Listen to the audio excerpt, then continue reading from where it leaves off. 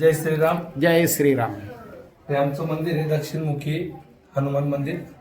हे 50-55 वर्षापासून म्हणजे 60-70 म्हटले तरी पण चालत तेव्हापासूनचं मंदिर आहे.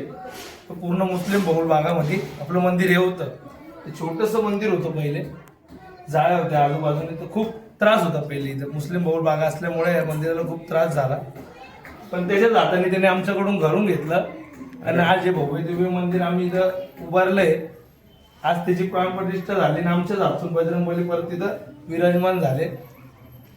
तर आता इथून पुढे रोज त्या मंदिराची पूजा, रोज सायंकाळी 7 वाजता त्याची आरती होईल. अरे वा. तिथं भोंगे कॅमेरे वगैरे लावून पूर्ण चौक हा आमचा भाग जुने नाशिक भाग आहे आणि एकदम बॉर्डरवरच आहे असं म्हटलं तर चालेल. मी प्रत्येक कार्यक्रमाला येत असतो. शिवजयंती असेल, गणपती असेल, आणि पूर्ण तुम्ही बघितलं बाहेरचा एरिया बी तुम्ही शूट केला तर पूर्ण मुस्लिम बहुल भागच आहे. ते हिंदुत्वाचे सगळे गोरक्षक आहे, गो सेवा करतात. तुम्ही आमच्यासाठी असं समजा की एक प्रेरणा आहे. पहा, ज्याच्या घरात खायला पिला खूप चांगलं आहे त्याला खूप अन्नाची किंमत राहत नाही, पण बहुबल एरियामध्ये राहून धर्माचं कार्य करणं हे.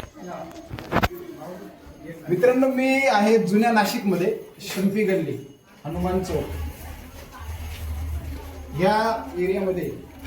शिवजयंती असेल, गणपती बाप्पाचा उत्सव असेल, नवरात्र असेल, सगळ्यात मोठा फाटा या ठिकाणी लावण्यात येत असतो. याचा अर्थ किती संवेदनशील हा एरिया आहे.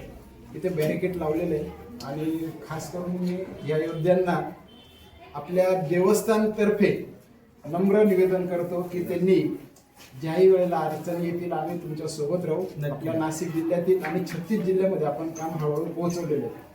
आपलं नक्की एक चांगली बाब आहे की ऑलरेडी 7 वाजेला आरती होते. आपण आजूबाजूच्या मंदिरात पण 7 वाजेची आरती सुरू करावी, आपल्याला ही विनंती आहे. एवढंच मी आज या ठिकाणी सांगतो. जय श्रीराम. जय श्रीराम. जय श्रीराम. जय श्रीराम. 152 देश आहेत पूर्ण. अजून ते वाढावा आणि अजून ते पुढे राहावा. बंद करायचं.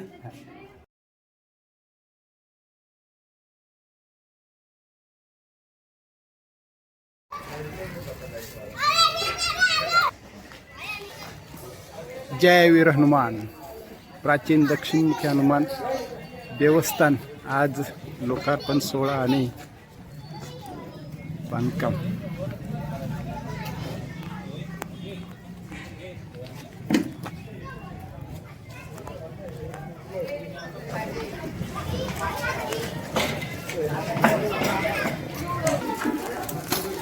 जय वीर हनुमान.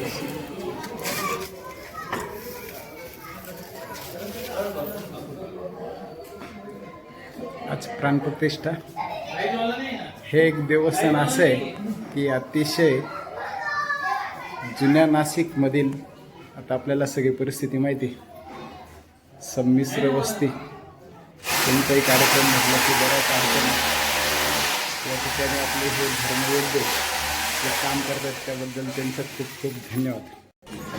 जय श्रीराम. जय श्रीराम. जय श्रीराम. जय श्रीराम.